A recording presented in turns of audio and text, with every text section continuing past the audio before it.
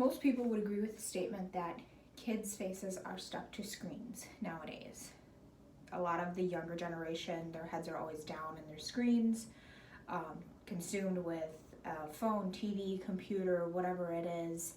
They seem to always be stuck to it and don't really have a lot of social interaction with other people when they're around. For example, family parties, a lot of the younger kids will either be heads down in their phones, will be stuck to a TV. You don't really see them, in the kitchen conversing with their other kids their age, or talking to parents or aunts or uncles or anything like that about what's going on in their lives. You see a large difference between the younger generation and how they interact and the older generation. And a lot of this is due to the technology that they have been around ever since they've been growing up.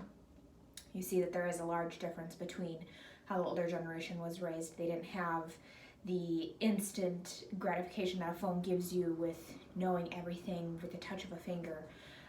Nowadays, younger kids do have that. They have that ability to be able to look instantly and see what's going on in the world, what their friends are doing, what they aren't doing, comparing with each other, all of that they have, and they've had it since they've been born.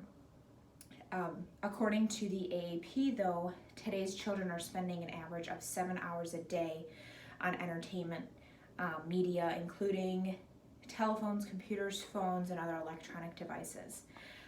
This poses a couple potential problems. First is the lack of physical activity that they're having. They're not having as much physical activity that they normally should because they're stagnant, sitting there looking at their phones, looking at a TV, playing a computer game, video game, whatever it could be.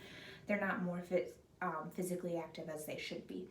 The next problem it poses is that they lack the physical social interaction that they need to be able to converse with people face to face, not just over, a video that they can record and delete and edit however they need to. When it comes time to interact with people, they tend to be a little bit more socially awkward, it seems sometimes.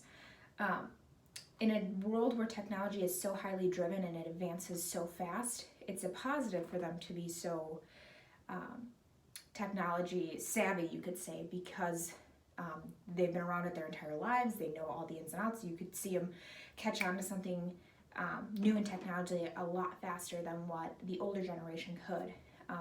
But they again need that social interaction, physically face to face, and that practice to be able to fully make that balance work when it comes to the real world when they grow up and having jobs and being able to interact with people.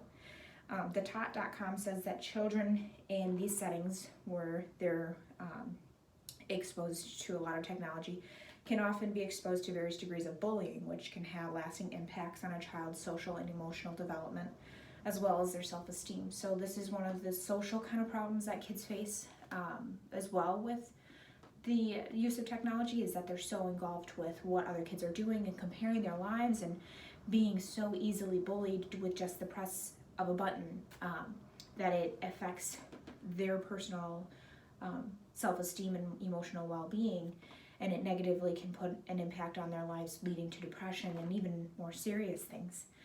According to the NewYorkTimes.com, with an interview with Adam Altler, who's a social psychologist, he said the most important step when it comes to children and technology is to establish a balanced or sustainable relationship with technology. Now, this can be accomplished first and foremost with setting time limits on when they can use the technology, monitoring what they're doing with the technology, and setting examples as parents and with older siblings. So by doing that, they said that there can be that nice balance of knowing all about technology, being able to keep up with what's new, but also have that balance of, okay, I still need to interact with other people. So technology is really good for kids because it's evolving so much, and so much of their careers are going to be involved with technology. But finding that balance where they can still interact socially is super important. And again, by doing this, they can set limits, monitor what they're doing as parents, and set examples. Don't be on your phone all the time when it's family time, dinner time, stuff like that. So that's the importance of kids with technology.